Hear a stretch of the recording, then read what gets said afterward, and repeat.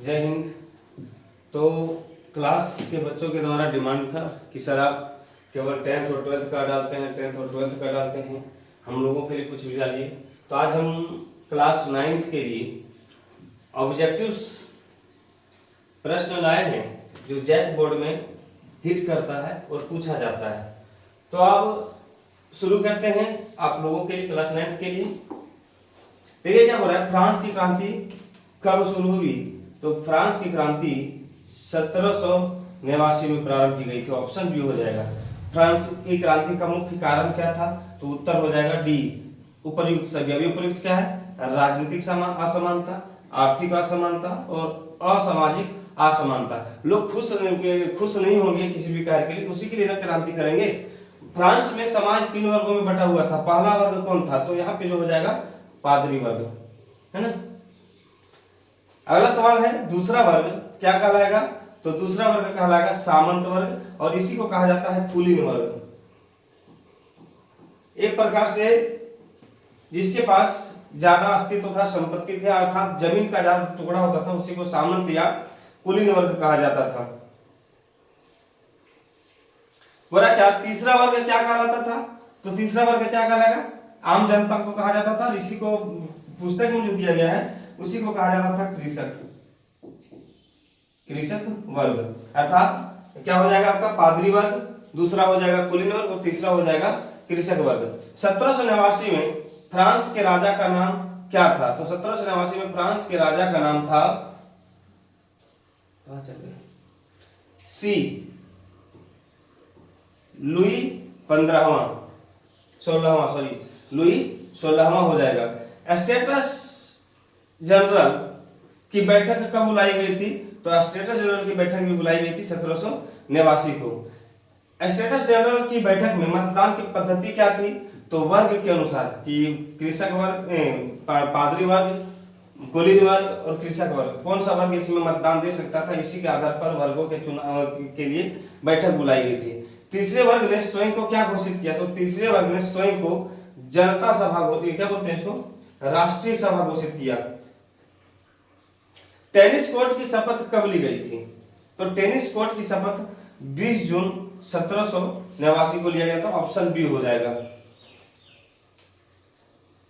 Tennis court की शपथ किसने ली थी? तो तीसरे वर्ग ने ली थी, अर्थात हम कह सकते हैं कृषक वर्ग ने इसकी शपथ ली हुई थी। बेस्टिल जेल पर हमला कब किया गया? तो बेस्टिल जेल पर हमला किया गया 14 जुलाई 1789 को।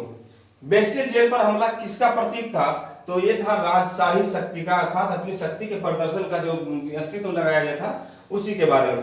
मानव और नागरिक अधिकारों की घोषणा कब की गई? तो मानव और नागरिक अधिकारों की घोषणा 26 अगस्त 1789 को की गई। मानव और नागरिक अधिकारों की घोषणा सभा ने किस सिद्धांत के आधार पर किया था? तो यहाँ पे हो जाएगा ऑप्शन डी। क्या क्या था? तो समानता था, क्योंकि सभी को क्या चाहिए? समाज में समानता चाहिए, स्वतंत्रता चाहिए और बंधुत्व चाहिए, अर्थात यहाँ पे जो ऑप्शन हो जाएगा डी हो जाएगा। इनमें से सभी हो जाएंगे। 1791 का संविधान किसने बनाया था? तो 1700 संविधान का निर्माण कौन करेगा? संविधान सभा करेगा।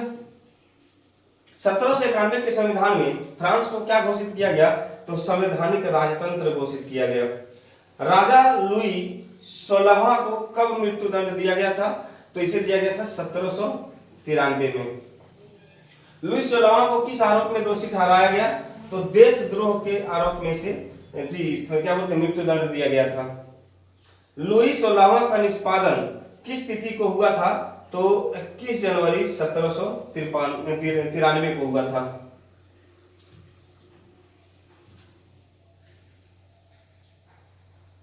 अगला जो सवाल है हमारा क्वेश्चन नंबर 21, आतंक का शासन किस काल में चला? तो आतंक का शासन आपका 1793 से 1794 के बीच में चला था।